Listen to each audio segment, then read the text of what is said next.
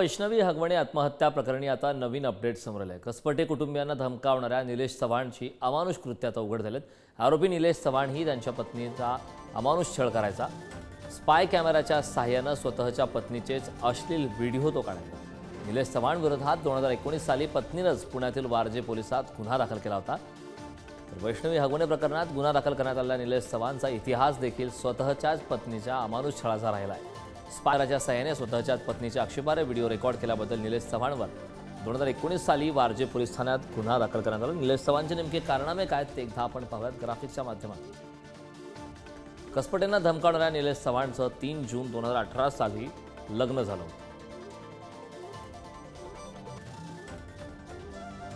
लग्नानंतर निलेश चव्हाण स्वतःच्याच पत्नीचे अश्लील व्हिडिओ शूट करायचे. जानेवारी 2019 मध्ये निलेशच्या पत्नीला अश्लील व्हिडिओ शूटचा संशय आला. बेडरूमच्या सिलिंग फॅनला स्पाय कॅमेरा लावल्याचं तिच्या निदर्शनास आलं. बेडरूममधील एसीला स्पाय कॅमेरा लावल्याचं निलेशच्या पत्नीच्या लक्षात आलं. निलेश चव्हाणकडे याबाबत विचारणा केल्यावर त्यानं उडवाउडवीची उत्तरे दिली. एकदा निलेशच्या पत्नीनं त्याचा लॅपटॉप उघडून पाहिल्यावर धक्कादायक बाब उघड झाली. निलेश चव्हाणनं पत्नीसोबतचे शरीर संबंधाचे व्हिडिओ स्पाय कॅमेऱ्याने रेकॉर्ड केले. याच लॅपटॉपमध्ये निलेश चव्हाणचे इतर महिलांसोबतचे शरीर संबंधाचे व्हिडिओ सुद्धा होते. पत्नीने याबाबत निलेश चव्हाणला जाब विचारल्यावर चाकून ठार मारण्याची सुद्धा धमकी यावेळी या निलेश चव्हाणने दिली. तसेच निलेश चव्हाणनं पत्नीचा गळा दाबून तिला ठार मारण्याचाही प्रयत्न केला. निलेशच्या कृत्यांची माहिती सासू सासऱ्यांना दिल्यावर त्यांनीही तिचा छळ केला. त्यानंतर पुढचे काही महिने निलेश आणि त्याचे आई वडील तिचा छळ करत होते. अखेर निलेशच्या पत्नीनं 14 जून 2022 मध्ये पोलिसात तक्रार नोंदवली आणि घर सोडलं. निलेश विरोधात पत्नीनं तक्रार देऊनही वारजे पोलिसांनी त्याला अटक केली नव्हती. निलेश चव्हाण आरोपी शशांक हगवणेची बहीण करिश्मा हगवणेचा मित्र होता. तर वैष्णवी शशांक हगवणे कुटुंबियांच्या कौटुंबिक वादामध्ये निलेश मात्र अनेकदा यामध्ये सहभागी असायचा. याच्या विरुद्ध काल वारजे पोलीस स्टेशनला आर्म्स ॲक्ट आणि येथील कसपटे फॅमिलीला धमकी दिल्याबद्दल आर्म्स ॲक्ट आणि बाकीचे सेक्शन BNS नुसार गुन्हा दाखल आहे वारजे पोलीस स्टेशनला. हा निलेश चव्हाण राहणारा वारजे आहे औदुंबर कॉलनी या ठिकाणी. 19 तारखेला यातील जी कसपटे फॅमिली आहे यातली जी दुर्दैवी महिला मयत झाली तिचा जो बच्चू आहे तो बच्चू यांच्याकडे त्या हगवणे फॅमिलीने दिला होता. आणि ही त्यांना जेव्हा माहिती कळली कसपटे फॅमिलीला त्यावेळेस तो त्यांचा बच्चू घेण्यासाठी ते निलेशच्या घरी गेले होते. त्यावेळेस निलेशने त्यांना त्याचं जे लायसन्स वेपन आहे ते दाखवून त्यांना धमकवलं होतं की तुम्ही या ठिकाणी येऊ नका, मी तुम्हाला ते बच्चू देणार नाही. त्यावरून तो काल आपल्याकडे वारजे पोलीस स्टेशनला गुन्हा रजिस्टर आहे. याच्यामध्ये पुढचा तपास जो आहे ते वारजे पोलीस स्टेशन करत आहे. हा तर सर याचा क्रिमिनल रेकॉर्ड आहे. याच्यापूर्वी 2009ला सुद्धा याच्यावरती एक NC दाखल आहे. NCवर त्याच्यावर प्रिव्हेंटेशन सुद्धा केलेलं आहे.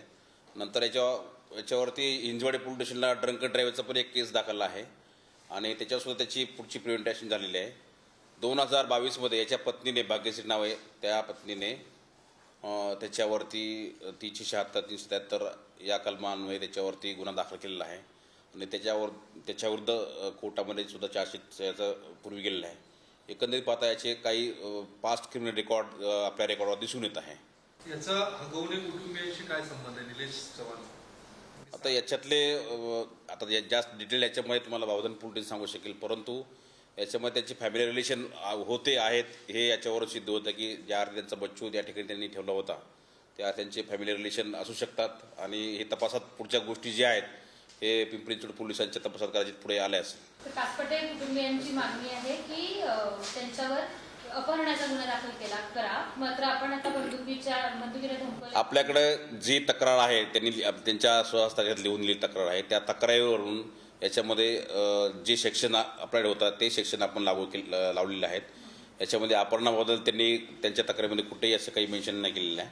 त्याच्यामुळे त्यांची लिहून तक्रार दिलेली आहे त्याच तक्रारीनुसार त्याच ह्याच्यानुसार कलमानुसार तो गुन्हा दाखल केलेला आहे. निलेश चव्हाण आता फरार आहे, काय स्टेटस आहे त्याचं? नाही, याच्यामध्ये त्याला चौकशीला आता मी त्यानंतर बोलू आहेत, कारण याच्यामध्ये जी चौकशीची कारवाई आहे त्या कारवाई वारजे पोलिसांनी पुढे सुरू केलेली आहे.